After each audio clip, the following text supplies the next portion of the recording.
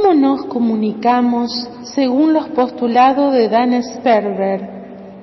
Los humanos lo hacemos todo el tiempo y la mayoría de las veces lo hacemos como algo cotidiano sin pensar en ello. Hablamos, escuchamos, escribimos, leemos, dibujamos, hacemos mímica, asentimos, señalamos, nos encogemos de hombros, nos arreglamos para que otros conozcan nuestros pensamientos. Sí, los pensamientos son algo estrictamente privado.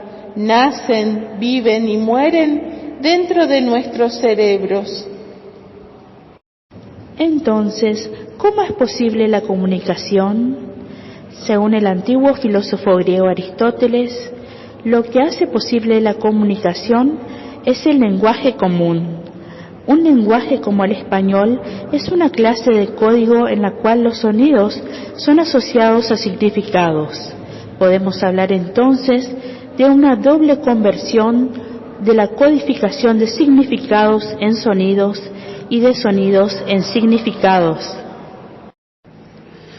Los lingüistas han encontrado necesario distinguir el significado de la frase del sentido del hablante.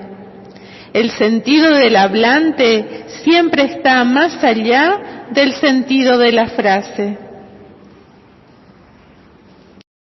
Con respecto al sentido del hablante, podemos mencionar que en la provincia de Misiones se le dice changuitos a los carritos o cochecitos para transportar bebés, mientras que en Salta y Jujuy, también en Argentina, se utiliza la expresión changuito para mencionar a los niños pequeños. Sin embargo, en México se utiliza la expresión changuito para los monos pequeños. Para captar el sentido del hablante, hacemos uso de la inferencia. Inferencia es el término psicológico para lo que ordinariamente llamamos razonamiento. Consiste en comenzar por una suposición o conjetura inicial y arribar a través de una serie de pasos a alguna conclusión. Cuando los psicólogos hablan de inferencia, se están refiriendo en primer lugar y principalmente a esta siempre presente actividad mental.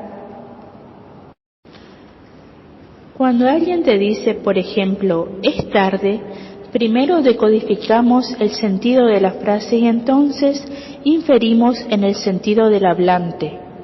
¿Cómo entonces deberíamos abordar el entendimiento de la comunicación humana?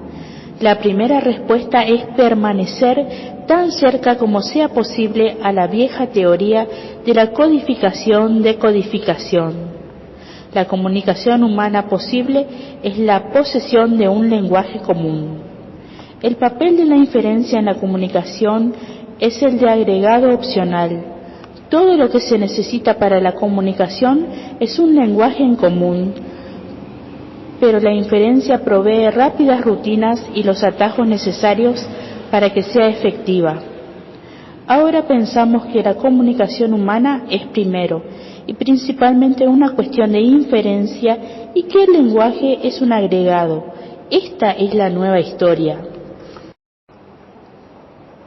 Es preciso ser doblemente inteligente para reconocer la inteligencia de otros. Se necesita la habilidad de recrear la representación de la representación. En nuestra jerga se llama metarepresentación. Si se es capaz de inferir la creencia de otra persona de su comportamiento, es posible beneficiarse de su conocimiento y descubrir cosas de las cuales no se tiene una experiencia directa. Aún incluso sin el uso del lenguaje es posible descubrir los pensamientos de otro y hacerlos propios. Todo lo que se quiere mostrar o hacer saber se realiza a través de recursos simbólicos. La nueva historia entonces es que la comunicación humana es un producto derivado de la capacidad metarepresentacional. El lenguaje hizo la comunicación inferencial inmensamente más efectiva. No cambió su carácter. Toda la comunicación humana, lingüística o no lingüística, es esencialmente inferencial, ya sea que demos indicios de nuestros pensamientos, recogiendo moras, haciendo como si las recogemos, hablando o escribiendo, como yo lo hago, confiamos primero y principalmente en la capacidad de nuestra audiencia para inferir nuestro sentido.